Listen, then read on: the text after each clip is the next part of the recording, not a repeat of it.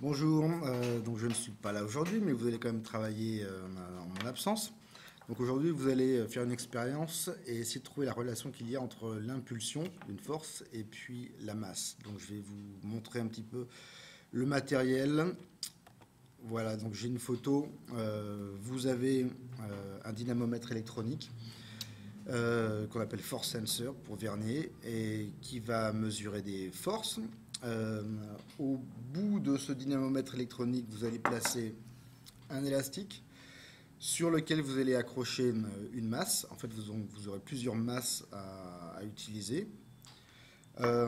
Ensuite, vous avez le dynamomètre qui est relié à une barre métallique qui est elle-même fixée avec un petit serre-joint ici sur la grande potence. Euh, Vous voyez que pour éviter que tout se casse la figure, j'ai essayé, quand on lâche la masse, j'ai mis un gros serre-joint pour tenir la potence avec la table. Vous aurez aussi besoin d'une règle. Alors la règle, elle va vous servir à mesurer deux variables contrôlées. Ça sera d'une part la longueur du fil, qui va jamais changer pendant l'expérience, et puis la hauteur de chute de la masse, qui non plus, elle aussi, ne doit pas bouger. Alors je vais vous montrer un petit peu l'expérience maintenant.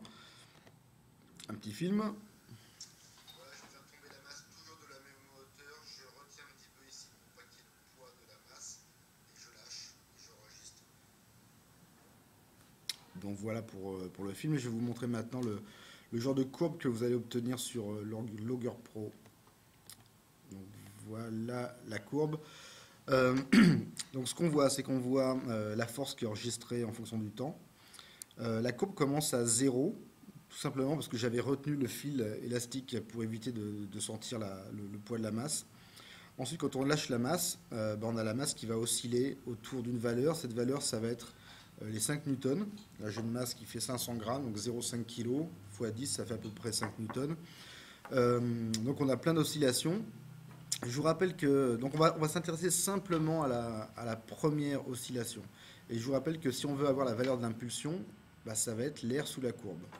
Donc ce que je vais faire un peu plus tard, je vous montrerai comment on peut obtenir sur Logger Pro l'air sous la courbe.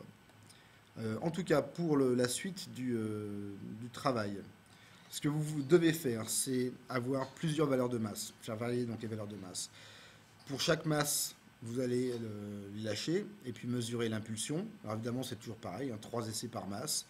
Je vous demande d'avoir au minimum, strict minimum, 5 valeurs de masse différentes.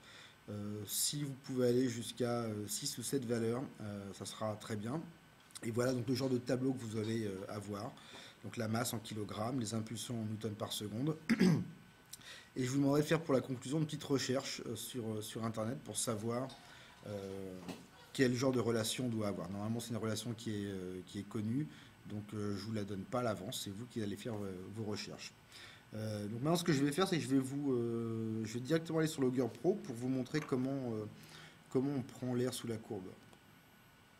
Donc je cherche Logger Pro, voilà. Donc voilà l'enregistrement que j'avais.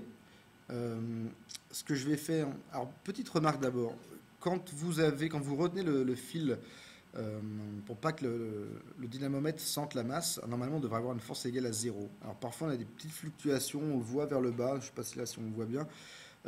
Pour tout remettre à 0, vous avez le bouton qui est ici, le 0 barré, set 0 point. Donc n'hésitez pas à cliquer dessus avant de lâcher la masse pour être sûr d'avoir une force initiale qui est égale à 0. Ensuite, une fois qu'on a ce graphe-là, je vais simplement sélectionner la première oscillation. Donc je vais commencer ici avec le premier point qui part de 0. Je sélectionne tous mes points et je vais m'arrêter à la fin de la première oscillation. Voilà, donc juste avant que la courbe ne remonte. Et ensuite, pour avoir l'air sous la courbe, bah, ça va être très simple. J'ai un bouton spécial qui s'appelle Integral. Intégral, c'est du calculus. Donc si je clique dessus, il me donne automatiquement l'impulsion sous la courbe. D'ailleurs, je vérifie les unités, hein, j'ai bien des newtons secondes, donc c'est bien une valeur d'impulsion. Alors vous voyez que là, pour l'instant, par défaut, il a mis 4 chiffres significatifs avec 3 décimales. Si vous voulez avoir moins de chiffres, je clique dessus, je peux avoir par exemple 2 décimales. Voilà. Maintenant, pour l'incertitude sur la masse, alors je vous laisserai des balances, vous pourrez vérifier les valeurs de masse. Et puis, pour l'impulsion, là, on a une valeur qui est enregistrée par un appareil digital. Donc, vous pouvez prendre comme valeur une valeur de plus ou moins 0,01 newton-seconde comme incertitude sur l'impulsion. Voilà, je crois que j'ai tout dit. Donc, vous travaillez. Et puis, on se revoit dans quelques jours. Bon courage.